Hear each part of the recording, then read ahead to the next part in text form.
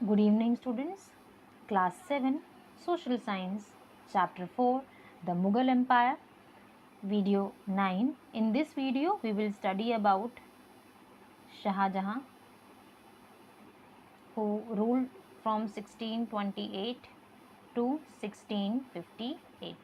Let's start the topic.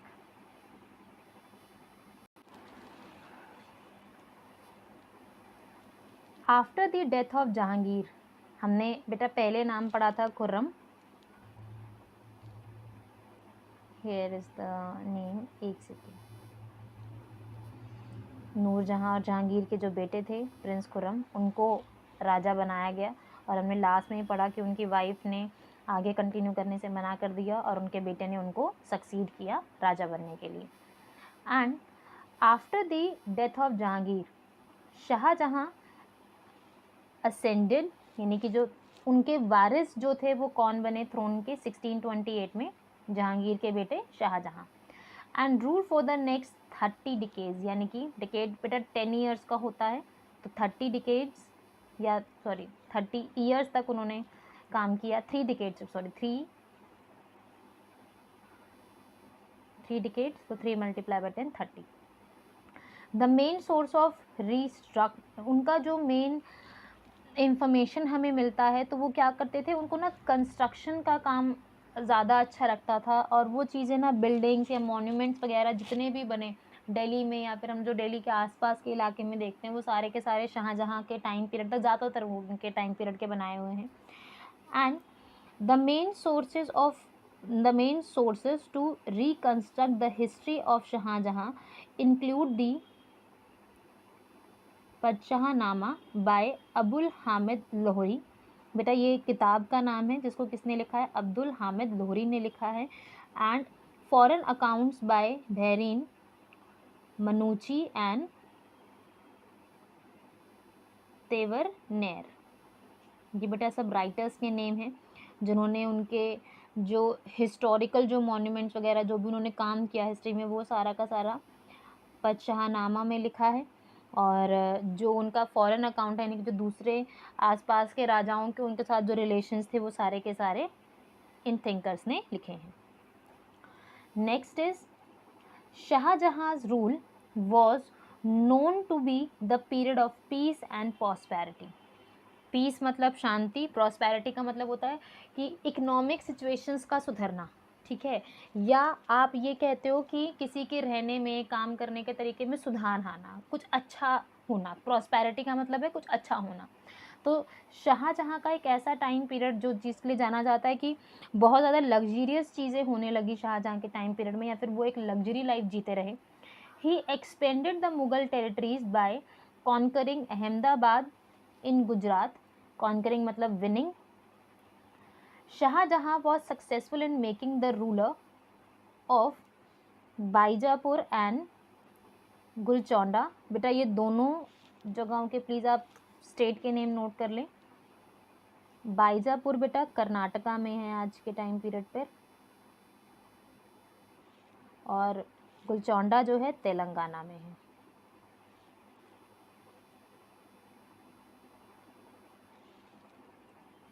Accept Mughal सेजैनिटी, मतलब सेजैनिटी का मतलब क्या है कि कब्ज़ा करना है. तो जब आपके शाहजहां ने उन पर अटैक किया, कब्ज़ा करने की कोशिश की, तो उन्होंने ईज़िली सरेंडर कर दिया, क्योंकि उनको पता था कि अगर फाइट करेंगे तो वो हार जाएंगे, क्योंकि वो जो मुगल्स थे उस टाइम तक आते आते बहुत ज़्यादा स्ट्रॉन्ग हो गए थे.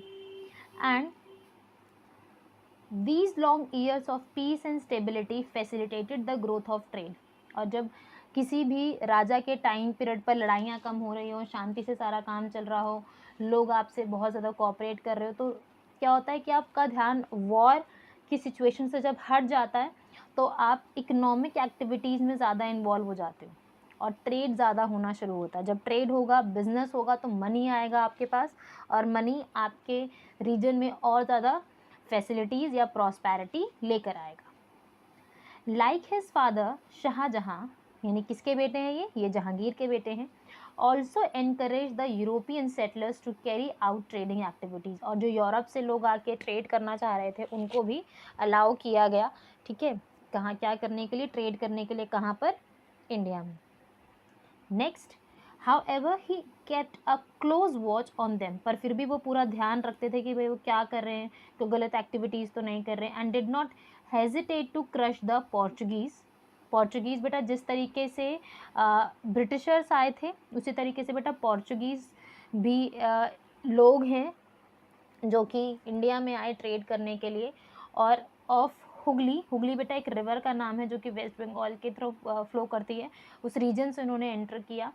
और जब वो पेरेसी का मतलब होता है, ये ना बेसिकली क्या करते थे, जो शिप्स का ना सामान चुरा लिया करते थे, रॉबिंग करते थे, मतलब they were like work as a theft करते थे बहुत ज़्यादा। तो उन्होंने बहुत ज़्यादा वॉचफुल रहकर काम करते थे, बहुत ज़्यादा ध्यान रखते थे क्या क्या काम हो रहा है। तो यूरोपियन सेटलर्स जब आए तो उनको अलाउ किया गया, पर जब पोर्चुगीज़ के बारे में पता चला कि भाई वो चोरियाँ कर रहे हैं आसपास के इलाकों में, तो उनको क्रश करने से यानी कि वहाँ से बाहर निकालने से उन्होंने बिल्कुल भी हेजिटेट या हिचकिचाहट नहीं दिखाई। After this the stability of the empire also encouraged artistic traditions.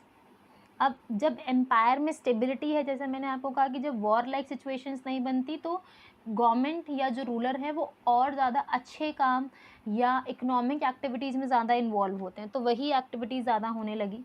And Mughal architecture reach its zenith, मतलब जेनिथ का मतलब होता है अपने पीक पर पहुंचना, यानी कि कुछ मोस्ट इम्पॉर्टेंट वर्क जो आप पहले नहीं कर पा रहे, आपके पास टाइम नहीं है, आप मिलिट्रिकल एक्टिविटीज़ में बिजी हैं, अब आपके पास कोई लड़ाई झगड़ा तो कोई कर नहीं रहा कोई राजा, तो आप अपने वो काम निपटाना शुरू करते हैं जो कि आप हमेशा से करना चाहते थे। तो शाहजहाँ के टाइम पीरियड पर उनको पूरा मौका मिला वो सारे काम करने का। He wants to build monuments और बिल्डिंग्स, तो he built at that time. Mughal architects reached its zenith during the reign of Shahjahan, who is known as a prolific builder।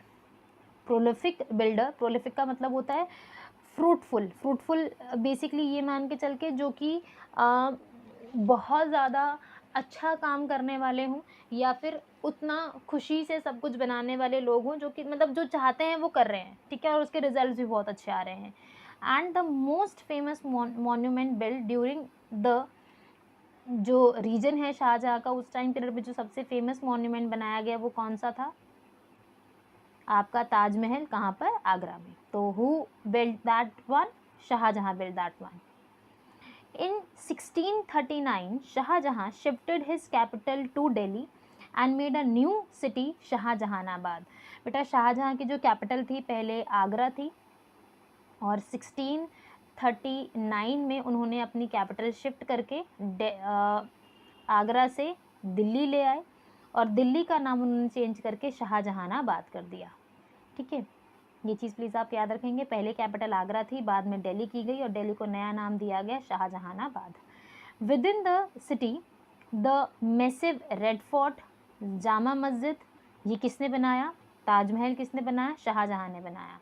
अब एक अच्छे से मतलब एक है ना, जब भी हम लोग बेटा शाहजहाँ की बात करते हैं, कभी भी आप गूगल करोगे या स्टडी करोगे शाहजहाँ के बारे में, तो एक बहुत अच्छा चीज़, एक फेमस चीज़ जो शाहजहाँ ने बनाई तो पिकॉक थ्रोन, यानी कि मोर के पंख जैसा कुछ, या फिर है ना बहुत भारी और बहुत ही शानदार एक थ्रोन यानी कि सिंहासन बनाया उन्होंने।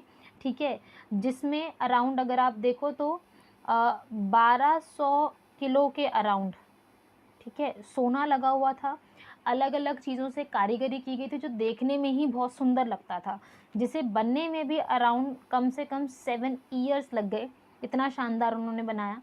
And the golden peacock throne with a canopy supported by 12 embedded pillars, यानी कि कनोपी का मतलब हो गया बेसिकली बेटा जड़ा हुआ, किसी मतलब मोतियों से, हीरो से, जवाहरातों से जड़ा हुआ, और 12 उसके पिलर्स थे, मतलब कुछ इस तरीके से लगता था।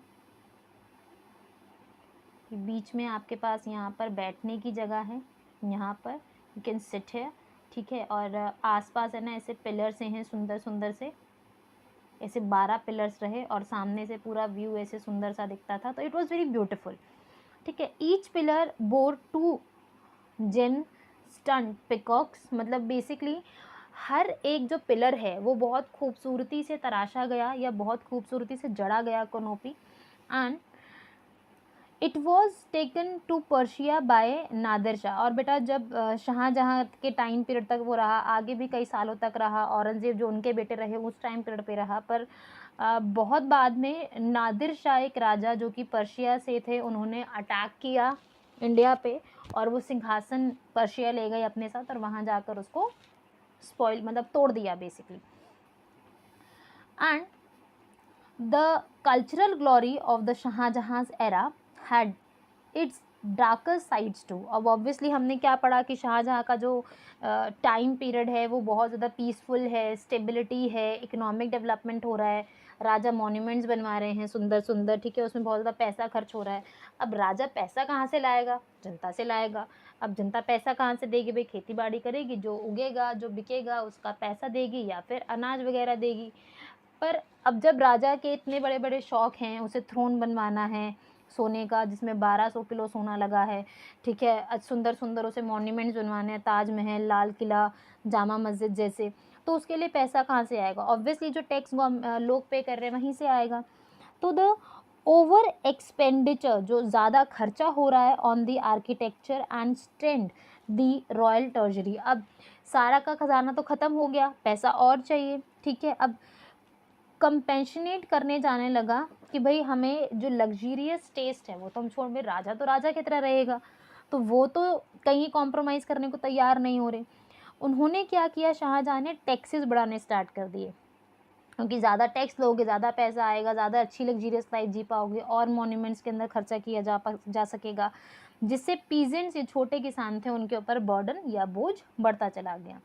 और this turn resulted in disruption of the agriculture, जिसके रिटर्न में क्या हुआ, डिस्ट्रप्शन मतलब डिस्टर्बेंस होना स्टार्ट हुई कहाँ पर, एग्रीकल्चर सेक्टर में, क्योंकि लोगों के पास इतनी प्रोडक्शन होती नहीं थी और बहुत सारा टैक्स की फॉर्म में जो शाहजहाँ हैं वो लिया करते थे। इसके बाद and added to the misery of peasants, और जिसकी वजह से मिजरे मतलब डिस्कम्फर्ट होने लगा बहुत ज़्यादा, किनको, किसानों को।